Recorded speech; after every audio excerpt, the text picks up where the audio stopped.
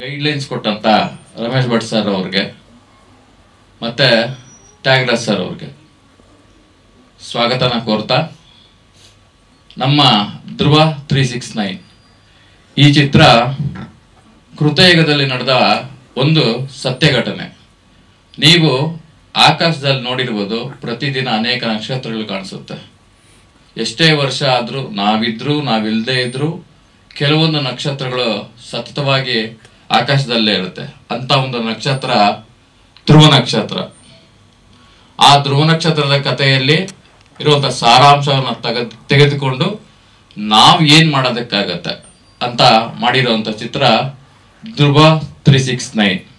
ಅದರಿಂದ ಇನ್ಸ್ಪೈರ್ ಆಗಿ ಈಗಿನ ಜನಾಂಗ, ಈಗಿರುವಂತ ಮಕ್ಕಳು ಏನ್ ಮಾಡಿದ್ರು ಅನ್ನೋದು ಚಿತ್ರದ ತಿರುಳು. ಈ ಚಿತ್ರದಲ್ಲಿ 45% ಗ್ರಾಫಿಕ್ಸ್ ಅಲ್ಲೇ ಇರುತ್ತೆ. ಈ ಕಥೆನ ಯಾವ ರೀತಿ ಹೇಳ್ಬೇಕು, ಯಾವ ರೀತಿ ತೋರಿಸ್ಬೇಕು ಅಂದ್ಕೊಂಡಾಗ ಈ ಪಾತ್ರಗಳಿಗೆ ನನಗೆ ಚಿಕ್ಕ ವಯಸ್ಸಿಂದ ಪುನೀತ್ ಸರ್ ಅಂದ್ರೆ ತುಂಬಾ ಇಷ್ಟ. ನಾನು ಚಿಕ್ಕ ವಯಸ್ಸಲ್ಲಿ ನಮ್ಮ ತಾಯಿ ಹೊಟ್ಟೆನಲ್ಲಿದ್ದಾಗ ಚಲಿಸುವ ಮೋಡಗಳು ಚಿತ್ರದ ಒಂದು ಹಾಡಿರುತ್ತೆ, ನೀವು ಕೇಳಿರ್ಬೋದು, ಕಾಣದಂತೆ ಮಾಯವಾದ್ರು ಅಂತ. ಅದನ್ನ ನಮ್ಮ ತಾಯಿಯವರು ತುಂಬಾ ಸಲ ಹೇಳ್ತಾ ಇದ್ರು. ಅದು ಮನ್ಸಲ್ಲೇ ಇತ್ತು ನಂಗೆ. ಅದಾದ್ಮೇಲೆ ದೇವ್ರ ದಯೆ ಗೊತ್ತಿಲ್ಲ, ದೊಡ್ಡವನಾದ್ಮೇಲೆ ನಿರ್ದೇಶಕ ಆಗ್ಬೇಕು ಅಂದ್ಕೊಂಡಾಗ ಅವ್ರನ್ನ ಯಾವ ರೀತಿ ಆಗಿರ್ಲಿ ಮರುಸೃಷ್ಟಿ ಮಾಡಿ ಈ ಚಿತ್ರದಲ್ಲಿ ತೋರಿಸ್ಬೇಕು ಅಂದ್ಕೊಂಡೆ. ಅದು ನಮ್ಮ ನಿರ್ಮಾಪಕರ ಸಹಾಯದಿಂದ ಆಯ್ತು. ತಪ್ಪು ತಿಳ್ಕೊಬೇಡಿ, ಸ್ವಲ್ಪ ಆರೋಗ್ಯ ಸರಿ ಇಲ್ಲದೆ ಇರೋದ್ರಿಂದ ಮಾತಾಡೋದು ಸ್ವಲ್ಪ ಕಷ್ಟ ಆಗತ್ತೆ. ಮತ್ತೆ ಪುನೀತ್ ರಾಜ್ಕುಮಾರ್ ಅವ್ರನ್ನ ಧ್ರುವನ ಪಾತ್ರದಲ್ಲಿ ತೋರಿಸುವಾಗ ತಂದೆ ಪಾತ್ರದಲ್ಲಿ ಯಾರನ್ನ ತೋರಿಸೋದಕ್ಕೆ ಸಾಧ್ಯ?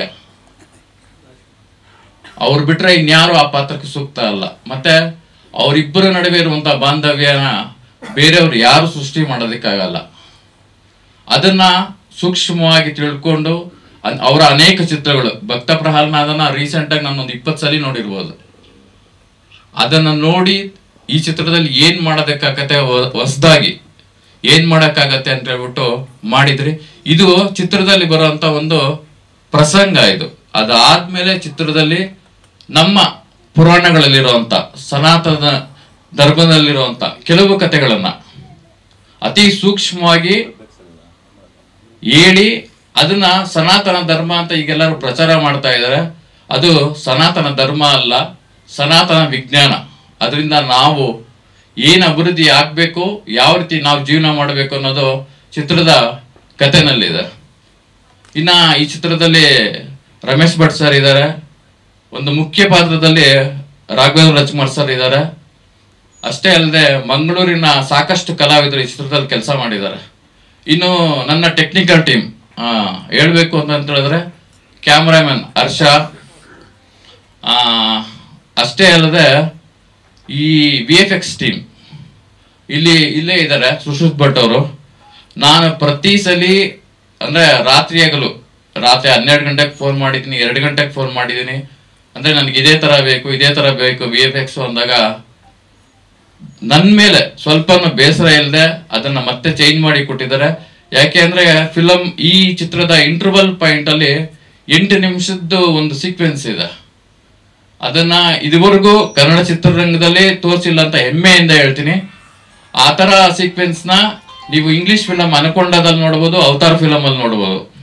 ಅದಕ್ಕಿಂತ ತುಂಬಾ ಚೆನ್ನಾಗಿ ಆ ಸೀಕ್ವೆನ್ಸ್ ನ ಇಲ್ಲಿ ಸೃಷ್ಟಿ ಮಾಡಿದಿರಿ. ಈ ಚಿತ್ರದಲ್ಲಿ ತುಂಬಾ ವಿಶೇಷತೆಗಳಿದೆ. ಅದು ಮುಂದೆ ಹೋಗ್ತಾ ಒಂದೊಂದೇ ನಿಮಗೆ ಗೊತ್ತಾಗತ್ತೆ. ಇಷ್ಟು ಹೇಳ್ತಾ ನನ್ನ ಚಿತ್ರದ ಬಗ್ಗೆ ತಿಳಿಸ್ತಾ ನಿಮ್ಗೆಲ್ಲರಿಗೂ ವಂದನೆ ಮಾಡ್ತಾ, ನಮ್ಮ ಚಿತ್ರನ ಆದಷ್ಟು ಪ್ರಚಾರ ಮಾಡಿ ಎಲ್ಲರಿಗೂ ತಲುಪಿಸಿ ಅಂತ ಹೇಳ್ತಾ ನನ್ನ ಭಾಷಣ ಮುಗಿಸ್ತೀನಿ.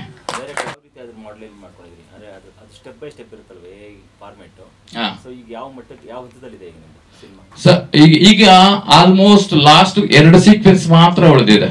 5 ನಿಮಿಷದ್ದು 2 ಸೀಕ್ವೆನ್ಸ್ ಮಾತ್ರ ಉಳಿದಿದೆ. ಬೇರೆ ಏನು ಅಡಿಷನ್ ಅಂದ್ರೆ ಈಗ ಸಾಂಗ್ಸ್ ಅಲ್ಲ ಇದೆಲ್ಲ ಯಾವ ರೀತಿ ಹೋಗುತ್ತೆ ಅದ್ರ ಮೇಲೆ? ಇದರಲ್ಲಿ ಚಿತ್ರದಲ್ಲಿ ಸಾಂಗ್ಸ್ ಯಾವ ರೀತಿ ಇರುತ್ತೆ ಅಂದ್ರೆ ಸನ್ನಿವೇಶ ಪ್ರಕರಣ ಇರುತ್ತೆ, ಬಿಟ್ರೆ ಹೀರೋಯಿನ್ ಡ್ಯೂಯೆಟ್ ಅನ್ನೋದು ಸೀಕ್ವೆನ್ಸ್ ಅಲ್ಲಿ ಇಲ್ಲ. ಬಟ್ ಅಂದ್ರೆ ಈ ಹಾಡುಗಳು ಯಾವ ಪ್ಯಾಟರ್ನ್ ಅಂದ್ರೆ ಈಗ ಆಗಿನ ಇದರಲ್ಲಿ ಇಲ್ಲ, ಹಾಡುಗಳು ಬಂದ್ಬಿಟ್ಟು ಈಗಿನ ಪ್ಯಾಟರ್ನ್ ಅಲ್ಲೇ ಇರುತ್ತೆ. ಈಗ ನಮ್ಗೆ ಏನಿದೆ ಮೋಟಿವೇಶನ್ ತರನೇ ಇರುತ್ತೆ. ಫಿಲಮ್ ಅಲ್ಲಿ ಮೋಟಿವೇಶನ್ ಅದು ಮೈನ್ ಸೀಕ್ವೆನ್ಸ್ ಆಗಿರೋದ್ರಿಂದ ಅದೇ ರೀತಿನೇ ಇರುತ್ತೆ. ಯಾಕಂದ್ರೆ ಈಗ ರಾಜ್ಕುಮಾರ್ ಅವರು ಮತ್ತೆ ಪುನೀತ್ ಇಬ್ಬರನ್ನು ತೋರಿಸ್ತಿದ್ದೀರಿ, ಅದು ನೀವು ಮಾಡ್ಬೇಕಾದ್ರೆ ತುಂಬಾ ಸೂಕ್ಷ್ಮತೆ ಒಂದಷ್ಟು ಬೇರೆ ಹೋಮ್ವರ್ಕ್ ಇರುತ್ತೆ. ಸೊ ಎಲ್ಲೆಲ್ಲಿ ಕೆಲವರು ಬೇರೆ ಬೇರೆ ರಾಜ್ಯಗಳಲ್ಲಿ ದೇಶಗಳಲ್ಲೆಲ್ಲ ಹೋಗಿ ಮಾಡಿಸ್ತಾ ಇದ್ದಾರೆ. ಸೊ ನೀವು ಆ ಥರದ್ದು ಯಾವ್ದಾದ್ರು ಟೀಮ್ ಮಾಡಿದ್ದೀರಾ? ಹೇಗೆ ವರ್ಕ್ ನಡೀತಿದೆ ಅಂತ? ಇಲ್ಲ ಸರ್, ಇಲ್ಲಿ ನಮ್ಮ ಕನ್ನಡದವರೇ ಅವರು ಸುಶ್ರುತ್ ಭಟ್ ಅವರು, ಅವ್ರನ್ನ ಇಟ್ಕೊಂಡು ನಾವು ಈ ಒಂದು ಸಂಪೂರ್ಣ ಚಿತ್ರದಲ್ಲಿ ಪ್ರತಿಯೊಂದು ಭಾಗನ ಪ್ರತಿಯೊಂದು ಸೂಕ್ಷ್ಮತೆನ ಅವ್ರ ಥ್ರೂನೇ ಇದನ್ನ ಮಾಡ್ತಾ ಇದ್ರಿ ಸರ್. ಪ್ರತಿಭೆಗಳನ್ನ ನಾವು ಇಲ್ಲಿ ಯೂಸ್ ಮಾಡ್ಕೊಂಡಿದ್ರಿ ಸರ್. ಇದಂದ್ರೆ ಕಾಂತಾರ ರಿಲೀಸ್ ಆಗೋದಕ್ಕಿಂತ ಮುಂಚೆ ನಾವು ಸೆಲೆಕ್ಟ್ ಮಾಡ್ಕೊಂಡಿದ್ರಿ, ಅದಾದ್ಮೇಲೆ ಕಾಂತಾರ ರಿಲೀಸ್ ಆಯ್ತು. 6 ಅನ್ನೋದು ನಮ್ಮ ಡಿವೈನ್ ನಂಬರ್ ಅಂತ ಕರೀತಾರೆ. ಆ ಡಿವೈನ್ ನಂಬರ್ನ ತಗೊಂಡಾಗ ನಾವ್ ಏನ್ ಬೇಕಾದ್ರೂ ಸಾಧನೆ ಮಾಡಬಹುದು ಅನ್ನೋದು ಆಕ್ಚುಲಿ ಇದು ಟೆಸ್ಲಾ, ನೀವು ಕೇಳಿರ್ಬೋದು, ಟೆಸ್ಲಾ ವಿಜ್ಞಾನಿ ಕೂಡ ಅದ್ರ ಬಗ್ಗೆ ಹೇಳಿದ್ದಾನೆ. ಮಾಹಿತಿಯನ್ನು ಕೊಟ್ಟಿದ್ದಾರೆ. ಈ ವೇದಿಕೆ ನೋಡಿದಾಗ ನನಗೆ ಹಳೆಯ ನೆನಪುಗಳು ಜಾಸ್ತಿ ಬರುತ್ತೆ. ಏಕೆಂದರೆ ರಮೇಶ್ ಭಟ್ ಇರೋರಿದ್ರೆ ಸುಮಾರು 40 ವರ್ಷಗಳ ಹಿಂದಕ್ಕೆ ನಾವು ಹೊರಟೋಗ್ತೀವಿ. ಹಾಗೆ ಆವಾಗ ಚಿತ್ರರಂಗ ಹೇಗಿತ್ತು, ಇವತ್ತು ಎಷ್ಟು ಬದಲಾವಣೆ ಆಗಿದೆ ಅನ್ನೋದಕ್ಕೆ ಸಾಕ್ಷಿ ಇವತ್ತು ನಾವು ಆ ಟೀಸರ್ನ ನೋಡಿದಾಗ ಅರ್ಥ ಆಗುತ್ತೆ. ಬಹುಶಃ ನಮ್ಮಿಂದ ದೂರ ಆದಂಥವ್ರೆಲ್ಲರೂ ಕೂಡ ಈ ಪರದೆ ಮೇಲೆ ಅವರು ನಿಜವಾಗ್ಲೂ ಬದುಕಿದ್ದಾರೆ ಅನ್ನೋ ಒಂದು ಮನಸ್ಥಿತಿ ನಮಗೆ ಉಂಟಾಗ್ತದೆ. ಟೆಕ್ನಾಲಜಿ ಅಷ್ಟು ಮಟ್ಟಿಗೆ ಬೆಳೆದಿದೆ. ಅವರೇ ಹೇಳಿದ್ದಾರೆ 45% ನಾನು ಗ್ರಾಫಿಕ್ ಮಾಡಿದ್ದೀನಿ ಅಂತ ಹೇಳಿ. ಈ ಗ್ರಾಫಿಕ್ ಮಾಡೋದಕ್ಕೂ ಒಂದು ಕಲೆ. ಅದು ಬಹುಶಃ ನಾನು ಈ ಒಂದು ಗ್ರಾಫಿಕ್ ಇದನ್ನು ಟೀಸರ್ನ ನೋಡಿದಾಗ ಭಾಳ ಅದಕ್ಕೆ ಯಾರು ಅದನ್ನು ಮಾಡಿದಾರೋ, ನಿಮ್ಮ ಹೆಸರು ಸುಶ್ರುತ್ ಭಟ್ ಅವ್ರಿಗೆ ವಿಶೇಷವಾಗಿ ಅಭಿನಂದನೆಗಳನ್ನು ಸಲ್ಲಿಸ್ತೀನಿ. ಯಾಕೆಂತ ಹೇಳಿದ್ರೆ ನಾವೇನೋ ಒಂದು ಭ್ರಮೆಗೆ ಹೊರಟೋಗ್ತೀವಿ ಅದನ್ನು ನೋಡ್ತಾ ಇದ್ರೆ. ಹಾಗಾಗಿ ಅಷ್ಟು ಅದ್ಭುತವಾಗಿ ಮೂಡಿ ಬಂದಿದೆ. ಚಿತ್ರ ಕೂಡ ಅಷ್ಟೇ ಅದ್ಭುತವಾಗಿ ಮೂಡಿ ಬರಲಿ. ಯಾಕೆಂತ ಹೇಳಿದ್ರೆ ನಾನು ನಿರ್ದೇಶಕರು ಮಾತನಾಡುವಾಗ ನಾನು ಗಮನಿಸಿದೆ, ಸ್ವಲ್ಪ ಈ ಚಿತ್ರದ ಬಗ್ಗೆ ಮಾಹಿತಿ ಕೊಡುವಾಗ ನೀವು ಚಿತ್ರರಂಗದಲ್ಲಿ ಗಟ್ಟಿಯಾಗಿ ಉಳಿಯುವಂಥ ಒಂದು ಅವಕಾಶ ನಿಮಗಿದೆ ಅನ್ನೋದು ನನ್ನ ಭಾವನೆ. ನೀವು ಮಾತಿನಲ್ಲೇ ನನಗೆ ಅರ್ಥ ಆಗುತ್ತೆ. ಮತ್ತು ನಿರ್ಮಾಪಕರು ಬಹಳ ಆಸೆ ಇಟ್ಕೊಂಡು ಇವತ್ತು ಈ ಚಿತ್ರಗಳನ್ನು ಮಾಡಿದ್ದಾರೆ. ನಾನು ಆ ಒಂದು ದೃಶ್ಯವನ್ನು ನೋಡಿದೆ. ರಾಜ್ಕುಮಾರ್ ಅವರು ಮತ್ತು ಪುನೀತ್ ರಾಜ್ಕುಮಾರ್ ಅವರು ಕೊನೆಯಲ್ಲಿ ಈ ಒಂದು ಬಿಲ್ಲು ಬಾಣ ಇಟ್ಕೊಂಡು ಅವರು ನಿಂತಿರುವಂಥ ಸ್ಟೈಲನ್ನು ನೋಡಿದಾಗ ನನಗೆಲ್ಲೋ ಒಂದು ಕಡೆ ಬಬ್ರು ವಾಹನ ನೆನಪು ಬರುತ್ತೆ. ಬಬ್ರು ವಾಹನದಲ್ಲಿ ಅಪ್ಪ ಮಗನ ಪಾತ್ರದಲ್ಲಿ ಅದನ್ನು ಮಾಡಿದಾರಲ್ಲ, ಅದನ್ನು ನೋಡಿದಾಗ ಇದು ನೆನಪು ಬಂತು. ಏನೇ ಆಗಲಿ ನೀವು ಈ ಚಿತ್ರ ಮಾಡಿದ್ದೀರ ಭಾಳಷ್ಟು ಜನ. ಈಗಾಗಲೇ ಮೊನ್ನೆ 16ನೇ ಅಂತಾರಾಷ್ಟ್ರೀಯ ಚಲನಚಿತ್ರೋತ್ಸವ ಮುಗಿದಿದೆ. ಬಹಳಷ್ಟು ಜನ ಅದರಿಂದ ಅನೇಕ ನಿರೀಕ್ಷೆಗಳನ್ನು ಇಟ್ಕೊಂಡಂಥ ಯುವ ನಿರ್ದೇಶಕರಿಗೆ ಅನ್ಯಾಯ ಆಗಿದೆ, ತೊಂದರೆ ಆಗಿದೆ, ನಿರ್ಮಾಪಕರಿಗೆ ತೊಂದರೆ ಆಗಿದೆ, ಎಲ್ಲವೂ ಗೊತ್ತು. ಇದೆಲ್ಲವನ್ನು ದಾಟಿ ಇವತ್ತು ನಾವು ಬರಬೇಕಾಗಿದೆ. ನಿಮ್ಮ ಪ್ರಯತ್ನ ಯಶಸ್ವಿ ಆಗಲಿ. ನಾವು ಹಿರಿಯರಾಗಿ ನಿಮಗೆ ಆಶೀರ್ವಾದ ಮಾಡ್ಬೋದು, ಅಥವಾ ಒಂದು ಏನೋ ನಿಮಗೆ ಈ ಚಿತ್ರರಂಗದಲ್ಲಿ ಉಳಿಬೇಕಾದರೆ ಕೆಲವು ವಿಚಾರಗಳನ್ನ ನಿಮ್ಗೆ ಹೇಳ್ಬೋದು. ಅದರಲ್ಲಿ ನೀವು ಹೆಚ್ಚು ನಾನು ಕೇಳ್ಕೊಳ್ಳೋದಿಷ್ಟೇ, ತಮಿಳುನಾಡು ಮತ್ತು ಬೇರೆ ಬೇರೆ ರಾಜ್ಯಗಳನ್ನು, ಕೇರಳ ಇವನ್ನೆಲ್ಲ ನೋಡಿದಾಗ ನಮಗೆ ಯಾಕೆ ನಮ್ಮಲ್ಲಿ ಇಂಥ ನಿರ್ದೇಶಕರು ಕೊರತೆ ಇದೆಯಾ ಅನ್ನೋ ಒಂದು ಇದು ನಮ್ಮನ್ನು ಕಾಡ್ತಾ ಇದೆ. ಹಾಗಾಗಿ ನೀವು ಕತೆಗೆ ಹೆಚ್ಚು ಒತ್ತನ್ನು ಕೊಟ್ಟು, ಹೆಚ್ಚು ಹೊತ್ತು, ಅದಕ್ಕೆ ಹಣ ಎಷ್ಟು ಖರ್ಚಾಗ್ಬೋದು ಅದಾದಮೇಲೆ, ಬಟ್ ಮೊದಲನೇದಾಗಿ ನೀವು ಹೆಜ್ಜೆ ಇಡುವಾಗಲೇ ಕತೆಗೆ ಹೆಚ್ಚು ಒತ್ತನ್ನು ಕೊಟ್ಟು ಒಂದಲ್ಲ ಎರಡಲ್ಲ ಮೂರು. ಈಗ ಕೂತ್ಕೊಟ್ಟ ತಕ್ಷಣ ಒಂದು ಟೈಟ್ಲ್ ಸಿಗಿದ ತಕ್ಷಣ ನಾಳೆ ರಿಜಿಸ್ಟರ್ ಮಾಡ್ತೀರಾ, ನಾಡಿದ್ದು ಕತೆ ಬರ್ಸೋಕ್ಕೆ ಶುರು ಮಾಡ್ತೀರಾ, ನೆಕ್ಸ್ಟ್ ಮಂತು ಇದು ಏನೋ ಶೂಟಿಂಗ್ ಪ್ರಾರಂಭ ಮಾಡ್ತೀರಾ. ಅದು ಬೇಡ, ಒಂದು 6 ತಿಂಗಳು ಅದಕ್ಕೆ ಶ್ರಮ ಪಡಿ, ಆವಾಗ ಒಳ್ಳೆ ಚಿತ್ರ ಮಾಡೋಕ್ಕೆ ಸಾಧ್ಯ ಆಗುತ್ತೆ. ಬಹುಶಃ ನೋಡ್ತೀರಾ ಸುಮಾರು 250-300 ಚಿತ್ರಗಳು ಕರ್ನಾಟಕದಲ್ಲಿ ಬಿಡುಗಡೆ ಆಗ್ತಾ ಇದೆ. ಬಿಡುಗಡೆ ಆದಂಥ ಸಂದರ್ಭದಲ್ಲಿ ಬೆಳಿಗ್ಗೆ ಒಂದು ದಿನ ನಾನು ನೋಡಿದೆ ಪತ್ರಿಕೆಯಲ್ಲಿ 12 ಚಿತ್ರಗಳು ಬಿಡುಗಡೆ ಆಯಿತು. 12 ಚಿತ್ರಗಳು ಬಿಡುಗಡೆ ಆದರೆ ಸಾಯಂಕಾಲ 8 ಚಿತ್ರಗಳು ಮಾತ್ರ ಸ್ಕ್ರೀನಲ್ಲಿದೆ, ಇನ್ನು 4 ಚಿತ್ರ ಇಲ್ಲ, ಇನ್ನು 2-3 ದಿವಸದಲ್ಲಿ ಅದು ಇಲ್ಲ. ಹಿಂಗಾದರೆ ಯಾವ ಪುರುಷಾರ್ಥಕ್ಕೆ ಈ ಸಿನಿಮಾ ಮಾಡಬೇಕು? ಅದೆಷ್ಟು ಶ್ರಮ ಪಟ್ಟಿಲ್ಲ ಅಂತ. ಸಾರಾಗೊಂದು ನಮ್ಮೆಲ್ಲ ಆಸ್ತಿ ಬಿಡಿ, ಅವ್ರ ಬಗ್ಗೆ ನಾನು ಪದೇ ಹೇಳಲ್ಲ. ಬಟ್ ಇವತ್ತೊಂದು ಭಾಳ ಖುಷಿ ಆಯಿತು. ನಮ್ಮ ಶಂಕರ್ ನಾಗರವರು ಅವ್ರು ಏನೋ ಒಂದು ವಿಷಯ ಇದೆ ಅವ್ರ ಹತ್ರ. ವಿಷಯ ನಾನು ನೋಡಿ, ಅವರು ತಾಯಿ ಹೊಟ್ಟೆಯಲ್ಲಿ ಚೆಲ್ಲಿಸುವ ಮೂಡುಗಳು ಕಾಣದಂತೆ ಮಾವದ ಹಾಡನ್ನು ಕೇಳ್ಕೊಂಡು ನಾನು ಹುಟ್ಟಿದ್ದೀನಿ. ಅದೇನೋ ಭಗವಂತನ ಹೆಚ್ಚೇನೋ ಗೊತ್ತಿಲ್ಲ, ನಮ್ಮ ಕೃಷ್ಣ ಅವ್ರ ಪ್ರೊಡ್ಯೂಸರ್ ಬಂದು ಅಂತ ಸಿನಿಮಾ ಕೊಟ್ಟಿದೆ ಅಂತ ಹೇಳಿದ್ರೆ, ಅವ್ರ ಸಿನಿಮಾದ ಬಗ್ಗೆ ಇರೋ ಕಾಳಜಿ ಪ್ರೀತಿ, ನಾನು ಸಿನಿಮಾ ಮಾಡಬೇಕು, ಏನೋ ಸಾಧನೆ ಮಾಡಬೇಕು ಬಂದರು ಕೆಲವೇ ನಿರ್ದೇಶಕರೊಬ್ಬರು ಅನ್ಸುತ್ತೆ. ಕನ್ನಡ ಚಿತ್ರರಂಗಗಳು ಗಟ್ಟಿಯಾಗಿರಲು ಅಂತ ಎಲ್ಲ ಲಕ್ಷಣಗಳಿದೆ. ಆ ಟೀಸರ್ ನೋಡಿದ್ರೆ ನಾನು ಭಾಳ ಖುಷಿ ಆಯಿತು. ಎಲ್ಲೋ ಒಂದು ಮೂಲೆಯಲ್ಲಿ ನಾನು ಬೇರೆ ಫಸ್ಟ್ ಗ್ರಾಫಿಕ್ಕಾ ಆ್ಯನಿಮೇಷನ್ನ ಏನು ಅರ್ಥ ಆಗ್ತಿಲ್ಲ ಸಾಹೇಬ್ರೆ, ಗೋಂದಣ್ಣ ಇದೇನು ಕತೆ ಕೇಳಬೇಕಲ್ಲ, ಅದಕ್ಕೆ ಫಸ್ಟು ನಿರ್ದೇಶಕ ಕೇಳಿದೆ ಏನಂತ ಕತೆ. ನಿಜವಾಗ್ಲೂ ಸಿನಿಮಾ ತೊಗೊಂಡ್ರ ರೀತಿ ಇಟ್ ಇಸ್ ಕ್ವೈಟ್ ಡಿಫ್ರೆಂಟ್ ಅಂತೆ. ಇರೋ ಸಿನಿಮಾಗಳಿಗೆ ಯಾವುದೇ ಸಿನಿಮಾ ಮಾಡಿ ಇಟ್ ಶುಡ್ ಬಿ ಯೂನಿಕ್. ಎಲ್ಲ ಮಾಡ್ತಾರೆ ಪ್ರೋಟೋಕಾಲ್ ಆಗಿ, ಅದೇ ಮರ ಸುತ್ತೋದು, ಅದೇ ಲವ್ ಮಾಡೋದು, ಅದೇ ಹೀರೋಯಿನ್ ಹೋಗೋದು, ಅಣ್ಣ ತಮ್ಮ ನುಗ್ಗೋದು, ಹೀರೋಯಿನ್ ಹೊಡೆಯೋದು, ಡ್ಯಾಶ್ ಮಾಡೋದು, ಡಿಕ್ಕಿ ಹೊಡೆಯೋದು, ಇವೆಲ್ಲ ಸಿನಿಮಾ ಅಲ್ಲ. ಕಂಟೆಂಟ್ ಓರಿಯೆಂಟೆಡ್ ಸಿನಿಮಾ ಮಾಡಿದ್ರೆ ಮಾತ್ರ ಸಿನಿಮಾ ನಿಲ್ಲತ್ತೆ. ಯಾಕಂದರೆ ಹೊಸಬ್ರು ಒಂದು ಪ್ರಾಬ್ಲಮ್ ಇದೆ, ಸಿನಿಮಾಗಳು ಮಾಡ್ತಾರೆ. ನಮ್ಮಲ್ಲಿ 300-400 ಸಿನಿಮಾಗಳು ಮಾಡೋದು. ಮಾಧ್ಯಮ ಮಿತ್ರರಿಗೆ ಒಂದು ರಿಕ್ವೆಸ್ಟ್ ಸರ್, ಇದರಿಂದ ಇಂಥ ಒಳ್ಳೆಯ ಸಿನಿಮಾಗಳು ಕೊಚ್ಕೊಂಡು ಹೋಗ್ಬಿಡ್ತಾರೆ. ಯಾಕೆ ಹೇಳಿ, ಅವ್ರು ಮಾಡೋ ಸಿನಿಮಾಗಳು ಈ ಸಬ್ಸಿಡಿಗೋಸ್ಕರ ಸಿನಿಮಾ ಮಾಡೋದೇ ಒಂದು ದೊಡ್ಡ ಟೀಮ್ ಇದೆ. ನಾನು ನೇರವಾಗಿ ಹೇಳ್ತೀನಿ, ಆ ಸಬ್ಸಿಡಿ ಬಗ್ಗೆ ಅದೊಂದು ಮಾನದಂಡ ನಿರ್ಗತಿ ಮಾಡುವಂಥ ಕೆಲಸ ನಾವು ನೀವು ಮಾಧ್ಯಮ ಮಿತ್ರರು ಕೂತ್ಕೊಂಡು ಮಾಡಿದಾಗ ಮಾನದಂಡ ಕಡಿವಾಣ ಸಿನಿಮಾ ಕೊಡಬೇಡಿ ಅಂತ ನಾವು ಹೇಳಲ್ಲ. ಇದರಿಂದ ಭಾಳ ಚಿತ್ರರಂಗಕ್ಕೆ ಇಂಥ ಸಿನಿಮಾಗಳಿಗೆ ಕುಂಠಿತ ಆಗೋದು ಒಂದು ಭಯಾನಕವಾದ ಮುಂದಿನ ದಿನಗಳಲ್ಲಿ ಖಂಡಿತವಾಗ್ಲೂ ಬರುತ್ತೆ ಅಲ್ಲ ಗೋಂದಣ್ಣ. ಅದರಿಂದ ಸಬ್ಸಿಡಿಗೆ ಕಂಟ್ರೋಲ್ ಮಾಡೋವಂಥದ್ದು, ಅಲ್ಲಿ ಸಬ್ಸಿಡಿ ಮಾಡೋವಂಥ ಅಲ್ಲಿ ಇರೋ ಲಾಬಿಗೆ ಸಬ್ಸಿಡಿ ಕೊಡೋದು ಯಾತಕ್ಕೆ, ಗುಣಾತ್ಮಕ ಸಿನಿಮಾ ಕೊಡ್ಬೇಕು ಅಂತ ಸರ್ಕಾರ ಕೊಡ್ತಿರೋದು. ಫಸ್ಟು 20 ಸಿನಿಮಾ ಕೊಡ್ತಾ ಇದ್ರು. ನಾನು ಸಿನಿಮಾ ಮಾಡ್ಬೇಕಾದ್ರೆ ಎಸ್ಕ್ಯೂಸ್ ಮಾಡ್ಬೇಕಾರೆ, ಆಮೇಲೆ 20ರಿಂದ 30 ಮಾಡಿದ್ರು ಅಲ್ಲ ಸರ್, 30ರಿಂದ 75 ಸಾರಾಗೋವಿಂದ ಮಾಡಿಸಿದ್ರು, 75ರಿಂದ ಅದೇ 70ರಿಂದ 125 ಸಿದ್ದರಾಮಯ್ಯ ಮಾಡಿದ್ರು. ಆಮೇಲೆ ಬಸವರಾಜ ಬೊಮ್ಮಾಯಿ 200 ಸಿನಿಮಾ ಯಾಕೆ ಮಾಡ್ತಾರೆ, ಒಳ್ಳೆ ಸಿನಿಮಾ ಮಾಡಬೇಕು ಅಂತ. ನೋಡಿ ಈ ಧ್ರುವ 369 ಒಂದು ಸಿನಿಮಾ ನೋಡಿ, ಆಕಾಶ ಅಂದ್ರೇನು, ಭೂಮಿ ಅಂದ್ರೇನು, ಭೂಮಿ ಅಂದ್ರೆ ಆಕಾಶ, ಸೂರ್ಯ ನಕ್ಷತ್ರ, ಧ್ರುವ ನಕ್ಷತ್ರ. ಆ ಧ್ರುವ ನಕ್ಷತ್ರದ ಬಗ್ಗೆ ಒಂದು ದೊಡ್ಡ ಮಾಡಿ ಪುನೀತ್ ರಾಜ್ಕುಮಾರ್ ಒಂದು ಕನಸ್ಕೊಂಡು ಡಾಕ್ಟರ್ ರಾಜ್ಕುಮಾರ್ ಅನ್ನೋ ಗ್ರಾಫಿಕ್ದಲ್ಲಿ, ಐ ಥಿಂಕ್ ಗ್ರಾಫಿಕಲ್ ಮಾಡಿದ 45% ಮೂವಿ ಇದು ಗ್ರಾಫಿಕ್ ಅಂದರು. ಐ ಥಿಂಕ್ ಇದು ಬಡ್ಜೆಟ್ ಮೂವಿ ಇದು. ಆ ಬಡ್ಜೆಟ್ನ ಮಾಡಿರುವಂಥ ಶಕ್ತಿ ನಿರ್ಮಾಪಕರಿಗೆ ನಾವೆಲ್ಲ ಚಪ್ಪಾಳೆ ಮೂಲಕ ಅವ್ರಿಗೆ ಇದೆ. ನಿಜವಾಗ್ಲೂ ಅವ್ರು ಹಾಕಿದ ಬಂಡವಾಳ ಬರಲಿ, ಇನ್ನೂ 4-6 ಸಿನಿಮಾ ಮಾಡೋ ಶಕ್ತಿ ಕೊಡಲಿ. ಚಿತ್ರರಂಗದಲ್ಲಿ ಭಾಳಷ್ಟು ನಾವು ಬದಲಾವಣೆಗಳು ಮಾಡೋಂಥ ದಿನ ಬಂದಿದೆ. ಹೊಸಬ್ರಿಗೆ ಮಾಡಿದಾಗ ಹೊಸ ಸಿನಿಮಾಗಳಿಗೆ ಹೊಸ ಕಥೆಗಳಿಗೆ ಬಹುಶಃ ನಾನು ಮಾಡ್ದಂಗೆ ನಾನು ಅಹಂಕಾರ ಅಂದ್ಕೊಂಡು ನಾನು ಮಾಡಿದ್ದೀನಿ. ಎಸ್ಕ್ಯೂಸ್ ಬಿ ಇರ್ಬೋದು, ಚಪ್ಪಾಳೆ ಇರ್ಬೋದು, ಸಾಕಷ್ಟು ಹೊಸಬ್ರಿಗೆ, ಹೊಸ ಕಲಾವಿದರಿಗೆ, ಹೊಸ ತಂತ್ರಜ್ಞರಿಗೆ. ನಾನು always I tell I talk about cinema should be always technician base, not hero base ಅಂತೀನಿ. ಸಿನಿಮಾ ಹೆಸರಿದ್ದಾಗಿದೆ ಅಷ್ಟೇ ಅಲ್ಲ, ಅದರಲ್ಲಿ ತಾಂತ್ರಿಕತೆಯನ್ನು ಉಪಯೋಗಿಸಿರೋದು ಈಗ ನೋಡಿದ್ದೀವಿ.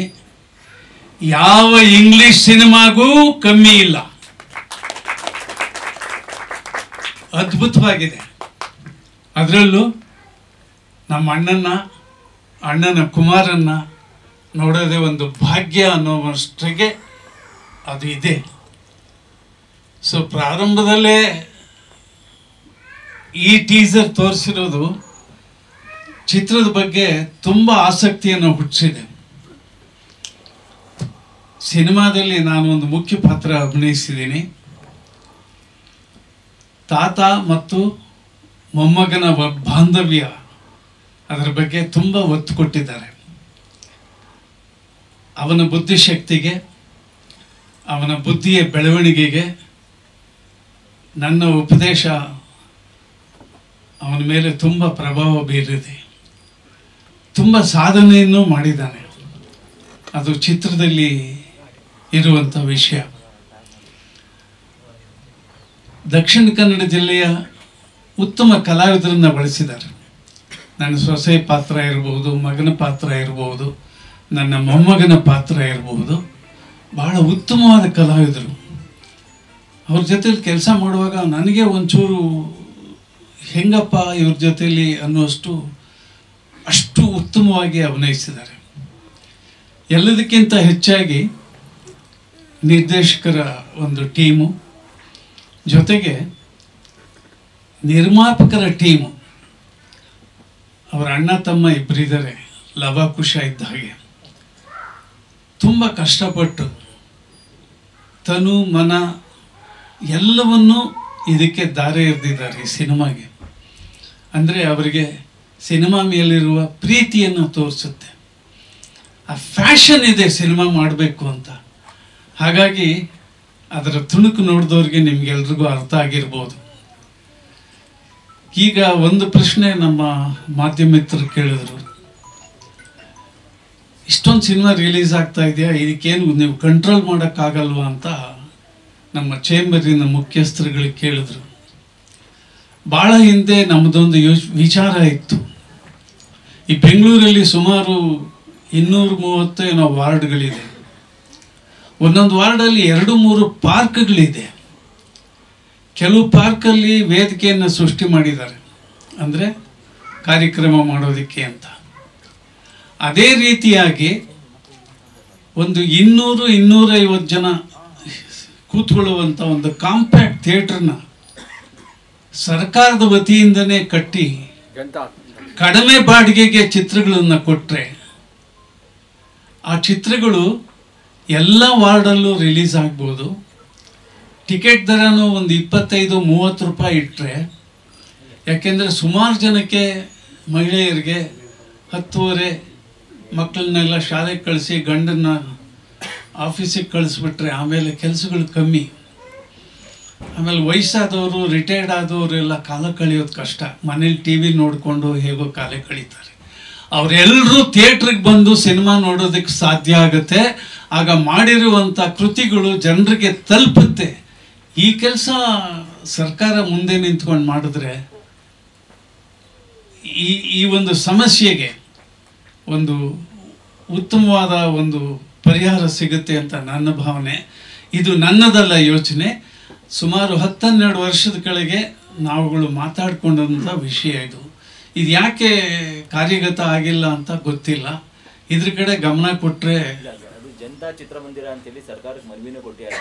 ಅವ್ರ ಪ್ರೋಸೆಸ್ ಆಗ್ತಿದೆ, ಬಟ್ ಅದು ಅಪ್ಡೇಟ್ ಆಗಿದ್ದಾರೆ. ಅಂದ್ರೆ ಅವ್ರು ಹಿಂದೆ ಬೀಳ್ಬೇಕು, ಅದ್ರ ಆಪರೇಟ್ ಮಾಡಿ ಅಂತಿದೆ. ಯಾರು ಹಿಂದೆ ಬೀಳುವುದು? ಅದನ್ನೇ ಮಾಧ್ಯಮ ಮಿತ್ರ ಹತ್ರ ಒಂದೇ ಒಂದು ಇದು ಎಲ್ಲರೂ ಕೇಳ್ತಾರೆ. ನಾವು ಪ್ರತಿ ಪ್ರೆಸ್ ಮೀಟಿಗೆ ಬಂದಾಗ ಮಾಧ್ಯಮ ಮಿತ್ರ ಹತ್ರ ಕೇಳೋದಿದೆ, ಈ ಚಿತ್ರಕ್ಕೆ ಹೆಚ್ಚು ಪ್ರಚಾರ ಕೊಡಿ ಅಂತ. ಪಾಪ ಅವ್ರು ತಾನೇ ಏನು ಮಾಡ್ತಾರೆ, ವಾರಕ್ಕೆ 11 ಸಿನಿಮಾ ರಿಲೀಸ್ ಆದರೆ ಶುಕ್ರವಾರ ಒಂದು ಪೇಜಲ್ಲಿ ಪ್ಯಾನ್ ಇಂಡಿಯಾ ಸಿನಿಮಾ ಇದ್ದರೆ ಅರ್ಧ ಪೇಜ್ ಅವ್ರಿಗೆ ಕೊಡಬೇಕಾಗತ್ತೆ. ಇನ್ನು ಉಳಿದಿರೋ ಚಿತ್ರಕ್ಕೆ ಸಣ್ಣ ಸಣ್ಣ 1 ಕಾಲಮ್ 2 ಕಾಲಮಲ್ಲಿ ಮುಗಿದು ಹೋಗುತ್ತೆ. ಸೊ ಹಾಗಾಗಿ ನೀವು 1 ಪೇಜ್ ಜಾಸ್ತಿ ಮಾಡಿ, ಈ ಥರ ಚಿತ್ರಗಳಿಗೆ ಜಾಸ್ತಿ ಕಾಲಮ್ ಕೊಡಿ ಅಂತ ಒಂದು ಸ್ಪೆಷಲ್ ರಿಕ್ವೆಸ್ಟ್ ಅಷ್ಟೇ. ದಯವಿಟ್ಟು ಇಂಥ ಚಿತ್ರಕ್ಕೆ ಪ್ರಚಾರದ ಅಗತ್ಯ ತುಂಬ ಇದೆ. ಸೋಷಿಯಲ್ ಮೀಡಿಯಮು ವರ್ಕ್ ಮಾಡ್ತಿದೆ. ಹೆತ್ತವರಿಗೆ ಹೆಗ್ಗಣ ಮುತ್ತು, ಎಲ್ಲರೂ ನಮ್ಮ ಚಿತ್ರ ಹಾಗಿದೆ ಹೀಗಿದೆ ಅಂತ ಎಲ್ಲ ಹೇಳ್ತಾರೆ. ಈಗ ಈ ಚಿತ್ರದ ಬಗ್ಗೆ ಒಂದು ಸಣ್ಣ ತುಣುಕು ನೀವು ನೋಡಿದ್ದೀರ. ಸೊ ಚಿತ್ರ ಪೂರ್ತಿ ಇದೇ ರೀತಿ ಇರುತ್ತೆ. ಸುಮಾರು ಅರ್ಧ ಭಾಗ ಗ್ರಾಫಿಕಲ್ಲೇ ಸಿನಿಮಾ ಇದೆ ಅಂತಂದರೆ ಅದು ಒಂದು ವಿಜುವಲ್ ಟ್ರೀಟ್ ಖಂಡಿತ ಸಿಗುತ್ತೆ. ಸಿನಿಮಾ ನೋಡೋದಕ್ಕೆ ನೀವು ಸಹಾಯ ಮಾಡಬೇಕು ಅಂತ ಮತ್ತೊಮ್ಮೆ ಕೇಳಿ ನಿರ್ದೇಶಕರಿಗೆ ಮತ್ತು ನಿರ್ಮಾಪಕರಿಗೆ ನಾನು ನನ್ನ ಧನ್ಯವಾದಗಳನ್ನು ತಿಳಿಸ್ತೀನಿ. ಯಾಕೆಂದರೆ ಇಂಥ ಒಂದು ಚಿತ್ರದಲ್ಲಿ ಒಂದು ಮುಖ್ಯ ಪಾತ್ರ ನನಗೆ ದಕ್ಕಿದೆ. ಅದನ್ನು ನನ್ನ ಜೊತೆಯಲ್ಲಿ ಮಾಡಿಸಿದ್ದಾರೆ, ನನ್ನ ಮೇಲೆ ತುಂಬ ವಿಶ್ವಾಸ ಇಟ್ಟು ಕರೆದಿದ್ದಾರೆ. ಅವ್ರಿಗೂ ಧನ್ಯವಾದಗಳು. ಈ ಸಿನಿಮಾ ತುಂಬ ರೆಕಗ್ನೈಸ್ ಆಗುವ ಒಂದು ನನಗೆ ಹೋಪ್ ಇದೆ ತುಂಬ. ಅಂದರೆ ಇದರಲ್ಲಿ ಮಾಡಿರುವ ವರ್ಕು ತುಂಬ ವಿಶೇಷವಾದದ್ದು. ಯಾಕೆಂದರೆ ಈ ಥರ ವರ್ಕು ಎಲ್ಲ ಸಿನಿಮಾದಲ್ಲಿ ಮಾಡಲಿಕ್ಕೆ ಸಿಗಲ್ಲ. ನಮಗೆ ಈ ಥರ ವರ್ಕ್ ಮಾಡಬೇಕಂತ ಆಸೆ ಇರ್ತದೆ. ನಮಗೆ ಒಂದು ಬಾಹುಬಲಿ ಥರ ಮಾಡಬೇಕು, ಆ ಮೂವಿ ಥರ ಮಾಡಬೇಕು, ಅನಕೊಂಡ ಥರ ಮಾಡಬೇಕು ಅಂತ ಆಸೆ ಇರ್ತದೆ ಎಲ್ಲ VFX ಆರ್ಟಿಸ್ಟ್ಗಳಿಗೆ. ಆದರೆ ಆ ಥರ ಆಸೆಗೆ ಒಬ್ಬ ಡೈರೆಕ್ಟ್ರುಗಳು ಪೂರಕ ಆಗಬೇಕು ಅಲ್ವಾ. ಹಾಗಾಗಿ ಅದಕ್ಕೆ ಒಂದು ಪೂರಕ ಆಗಿರೋ ನಮ್ಮ ಡೈರೆಕ್ಟರ್ಗಳಿಗೆ, ಈ ನಮ್ಮ ಶಂಕರಣ್ಣವರಿಗೆ ಎಲ್ಲ ಕ್ರೆಡಿಟ್ ಸಿಗ್ತದೆ. ಹಾಗೆ ಮತ್ತು ಪ್ರೊಡ್ಯೂಸರ್ಗಳು ಕೂಡ ನಮಗೆ ಅಷ್ಟೇ ಸಪೋರ್ಟ್ ಕೊಡಬೇಕು. ಹಾಗಾಗಿ ಈ ಥರ ಒಂದು ಟೀಸರನ್ನು ಮಾಡಲಿಕ್ಕೆ ಸಾಧ್ಯ ಆಯಿತು. ನಿಮಿಷ ಬಂತೀವಿ ಇದು ಆಲ್ಮೋಸ್ಟ್ ಎಷ್ಟು 1:40 ಇದೆ. ಎಷ್ಟು ಸಮಯ ತಗೊಳ್ತೀವಿ, ಯಾವ ಥರ ಇದಾಗಿ ಅಂದರೆ ಒಂದೊಂದು ಸೀನಿಗೆ ತುಂಬ ಟೈಮ್ ತಗೊಳ್ತದೆ. ಈಗ ಒಂದು ಕಾನ್ಸೆಪ್ಟ್ ಆರ್ಟನ್ನು ಮಾಡಿ ಆ ಥರ ಈಗ ಅರಮನೆ ಸೀನ್ ನೋಡಿದರೆ ಅದೆಲ್ಲ ಹ್ಯಾಂಡ್ಮೇಡ್ ಸ್ಕಲ್ಪ್ಚರ್ಗಳು. ನಾವು ಆ ಮಾಡೆಲ್ಗಳನ್ನೆಲ್ಲ ನಾವು ರೆಡಿ ಮಾಡಿ ಆಮೇಲೆ ಅದನ್ನು ಈ ಥರ ಬರ್ತದೆ ಅಂತ ವಿಜುವಲೈಸೇಷನ್ ಕೊಟ್ಟು ಆಮೇಲೆ ಅದರದ್ದು ಡೈರೆಕ್ಟ್ರದ್ದು ಫೈನಲೈಸ್ ಆದಮೇಲೆ ಅದರದ್ದು ಫೈನಲ್ ರೆಂಡರ್ ಏನಿದೆ, ಕಲರಿಂಗ್ ಏನಿದೆ ಅದೆಲ್ಲ ಮಾಡಬೇಕು. ಹಾಗೆ ತುಂಬ ಮತ್ತು ಅದರಲ್ಲಿ ನಾವು ಈಗ ಈಗೇನು ರಾಜ್ಕುಮಾರ್ ಅವರು ಮತ್ತು ಪುನೀತ್ ರಾಜ್ಕುಮಾರ್ ಅವರನ್ನು ಮಾಡಿದ್ದೇವಲ್ಲ, ಅದು ತುಂಬ ಕಾಂಪ್ಲಿಕೇಶನ್ಸ್. ಅಂದರೆ ನಮಗೆ ಅದಕ್ಕೆ ಬೇಕಾದಂಥ ಯಾವುದೇ ಮಟೀರಿಯಲ್ಸ್ ಸಿಗಲ್ಲ, ರಾ ಮೆಟೀರಿಯಲ್ಸ್. ಈಗ ರಾಜ್ಕುಮಾರ್ ನಮ್ಮ ಹತ್ರ ಇಲ್ಲ, ರಾಜ್ಕುಮಾರ್ ಅವರು ಇದ್ದರೆ ನಾವು ಅದನ್ನು ಸ್ಕ್ಯಾನ್ ಮಾಡಿ 3D ಸ್ಕ್ಯಾನ್ ಮಾಡಿ ಎಲ್ಲ ತೆಗಿಬೋದು. ಈಗ ಅವರಿಲ್ಲ, ಅವರಿಗೋಸ್ಕರ ನಾವು ಅವರ ಹಳೆ ಫೋಟೋಸನ್ನೆಲ್ಲ ಕಲೆಕ್ಟ್ ಮಾಡಿ ಅದರಲ್ಲಿ ಸಹ ನಮಗೆ ತುಂಬ ಕಾಂಪ್ಲಿಕೇಶನ್ ಇರ್ತದೆ. ನಮಗೆ ಒಂದು ಫೋಟೋ ಇದ್ದಾಗ ಇನ್ನೊಂದು ಫೋಟೋದಲ್ಲಿ ಇರ್ತದೆ, ಮುಖದಲ್ಲಿ ಬದಲಾವಣೆ ಇರ್ತದೆ, ಮೇಕಪ್ ಬದಲಾವಣೆ ಇರ್ತದೆ, ಹಾಗೆ ತುಂಬ ಸಮಸ್ಯೆ. ಅದರಲ್ಲಿ ಸಹ ಕ್ಲಾರಿಟಿ ಇರೋದಿಲ್ಲ. ಅದೆಲ್ಲ ಹಳೆ ಫೋಟೋ ಕಲೆಕ್ಟ್ ಮಾಡಿ 100 ಫೋಟೋಗಳನ್ನು ಕಲೆಕ್ಟ್ ಮಾಡಿ ಅವರು ಈ ಆ್ಯಂಗಲಿಂದ ಹೇಗೆ ಕಾಣಿಸ್ತಾರೆ, ಈ ಆ್ಯಂಗಲಿಂದ ಹೇಗೆ ಕಾಣಿಸ್ತಾರೆ ಎಲ್ಲ ಮಾಡಿ ಅದನ್ನು 3D ಸ್ಕಲ್ಪ್ಚರ್ ಮಾಡಬೇಕಾಯ್ತು. ಇಲ್ಲ, ಎಲ್ಲಿ ನಿಮಗೆ ಈ ಥರ ವೀಡಿಯೋಸ್ ಮಾಡಲಿಕ್ಕೆ ಅಷ್ಟೊಂದು ಬರಲ್ಲ. ಇದರಲ್ಲಿ ನಿಮಗೆ 10 ಬಿಟ್ ಔಟ್ಪುಟ್ಟನ್ನು ಕೊಡಬೇಕಾಗ್ತದೆ. ಥಿಯೇಟ್ರಿಗೆ ಬರುವಂಥ ಯಾವುದೇ ಬರಲ್ಲ. ಅದರಲ್ಲಿ ನೀವು ಯೂಟ್ಯೂಬಲ್ಲಿ ನೋಡ್ಬೋದು. ಅದರಲ್ಲಿ ಸಹ ತುಂಬ ಆರ್ಟಿಫೆಕ್ಟ್ಸ್ ಇರ್ತದೆ. ನಿಮಗೆ ಒಮ್ಮೆ ಕಣ್ಣು ಈಚೆ ಹೋಗ್ತದೆ, ಆಚೆ ಹೋಗ್ತದೆ. ಅದು ವೀಡಿಯೋಸ್ ಇನ್ನೂ ಸಿನಿಮಾ ಕ್ವಾಲಿಟಿಗೆ ಬರಲಿಲ್ಲ ಯಾವುದು ಸಹ ಎಲ್ಲಿ. ಬಟ್ ನೀವು ಇಮೇಜನ್ನು ರೆಡಿ ಮಾಡ್ಕೊಳ್ಬೋದು. ನಿಮಗೆ ವಿಜುವಲೈಸೇಷನ್ ಹೀಗೆ ಬರ್ತದೆ, ಒಂದು ಐಡಿಯಾ ತಗೊಳ್ಳಿಕ್ಕೆ ಏನು ಯೂಸ್ ಮಾಡ್ಬೋದು. ಕೆಲವು ಕಡೆ ನಾವು ಕಾನ್ಸೆಪ್ಟ್ ಆರ್ಟ್ಗಳಿಗೆ ಯೂಸ್ ಮಾಡಿದ್ದೇವೆ. ಹಾಗೆ ಹೆಚ್ಚಿನದೆಲ್ಲ ಟ್ರೆಡಿಷ್ನಲ್ ಏನು ಟೆಕ್ನಿಕ್ ಇದೆ VFX ಅದರಲ್ಲೇ ಮಾಡಿದ್ದೇವೆ ನಾವು. ಇಲ್ಲ ಏನೋ ನೋಡಿದ್ದೀರಿ, ಬಟ್ ಈ ಫಿಲಮ್ ಅಲ್ಲಿ ಕೆಲವು ಸನ್ನಿವೇಶಗಳಿರುತ್ತೆ, ಅದು ತುಂಬಾ ಅದ್ಭುತವಾಗಿರುತ್ತೆ. ಒಂದು 8 ನಿಮಿಷದ ಸೀಕ್ವೆನ್ಸ್ ಅಂತ ಹೇಳಿದೆ, ಇದು ಬೇರೆ. ಬಟ್ ಈ ತರದ ಸೀಕ್ವೆನ್ಸ್ ನ ನೀವು ಇಂಟರ್ಸ್ಟೆಲ್ಲರ್ ಹಾಲಿವುಡ್ ಮೂವೀಸ್ ಅಲ್ಲಿ ಮಾತ್ರ ನೋಡ್ಬೋದು. ಅದ ಅಂದ್ರೆ ನಾನು ಹಾಲಿವುಡ್ ಮೂವೀಸ್ ಇಂದ ಇನ್ಸ್ಪೈರ್ ಆಗಿಲ್ಲ. ಈ ನಮ್ಮ ಕತೆ ನಾನು ಹೇಳಿದ್ನಲ್ಲ, ನಮ್ಮ ಸನಾತನ ಧರ್ಮದಲ್ಲಿರುವಂತ ಕತೆಗಳೇ ನಮ್ಗೆ ಇನ್ಸ್ಪೈರ್ ಮಾಡುತ್ತೆ. ಆಕ್ಚುಲಿ ಅದರ ಬಗ್ಗೆ ವರ್ಕ್ ಮಾಡಿದ್ರೆ ನಾವು ಜೀವನ ಪೂರ್ತಿ ಫಿಲ್ಮ್ಸ್ ಮಾಡಬಹುದು. ಅದು ತೆರೆ ಮೇಲೆ ನೋಡಿ ಸರ್. ಒಂದೇ ನಿಮಿಷ ಗುರು.